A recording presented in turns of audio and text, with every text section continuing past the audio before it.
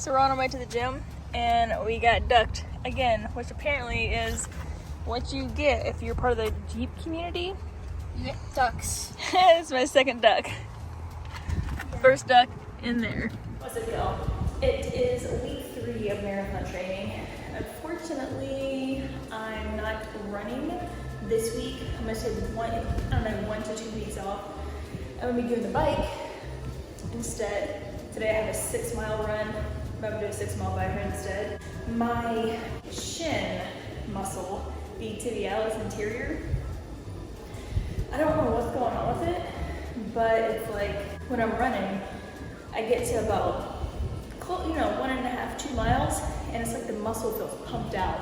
And it feels like when you wake up in the morning, you feel like you can't squeeze your fist, or if your hands are really cold and you feel like you can't, like you don't really have full, like, power.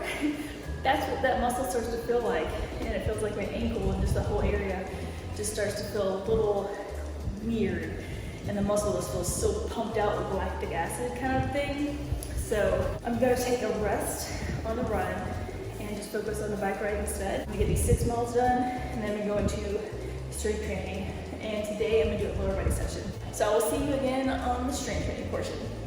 And it's time for weights. I'm going to start off with hip thrust, which is one of my favorite glute exercises. The glutes are one of the biggest muscle groups in the body, and it's also one of your powerhouse muscles, so we definitely want to make sure we keep these strong.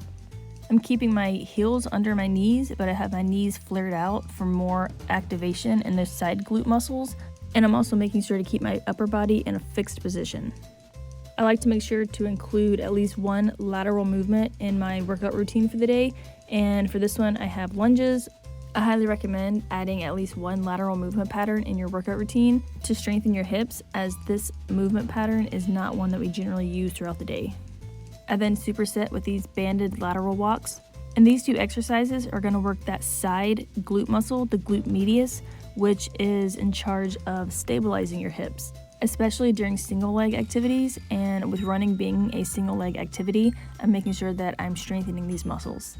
Next, I'm doing weighted frog pumps, and with this one, I'm keeping my feet pushed together and my knees are just slightly wider than hip width apart, and then I'm making sure that my core stays braced and my chin is going to be more tucked to my chest, and this one is going to work the upper glute region.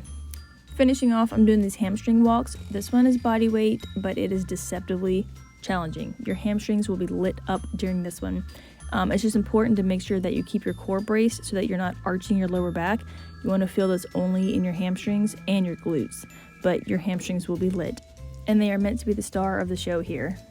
And with that, my workout is complete. I kept it pretty light today, but it still felt effective. I appreciate you watching, and I will see you in the next video.